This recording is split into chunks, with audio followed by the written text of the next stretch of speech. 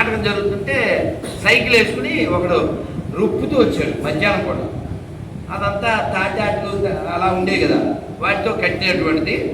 బయట ఈ గొలుసుతో తాళం వేసి పెట్టాడు. వీడు పరిగెత్తుకునే సైకిల్ ఆడ బాగా పడేసి తలుపు అన్నాడు. ఏంది తలుపు తీసేదే కుదరదు అన్నాడు. కాదయ్యా, నేను టికెట్ ముందే కొనుక్కున్నాను, చాలా దూరం నుంచి వచ్చాను నాటకం చూడాలని అన్నాడు. తీవయ్యా అన్నాడు. కుదరదు అన్నాడు. కాసేపు అట్లా వాగ్వాదం అయ్యాక, తీవయ్యా డబ్బులు పెట్టి అంత దూరం నుంచి సైకిల్ తొక్కుని ఎండలో పడి వచ్చాను ఈ నాటకం కోసం అన్నాడు. అంటే వాడు అన్నాడు అక్కడ నుంచి ఉన్నాడు గేట్ దగ్గర, చాలేవయ్యా చెప్పొచ్చు, నీ ఒకరి కోసం గేటు తింటే అందరూ పోతారు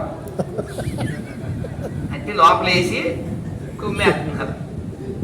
సో అలాగా మన సమావేశం కాదు, మనది ప్రశాంతంగా స్వచ్ఛందంగా వచ్చినటువంటి కేవలం ఒక వాట్సాప్ మెసేజ్కి ఇంతమంది వచ్చారంటే తిరుపతిలో హిందువులు బతుకున్నట్టే. కొట్టుకొని చాపట్లో చెప్పరా నిలబడు, అంతే అంతే.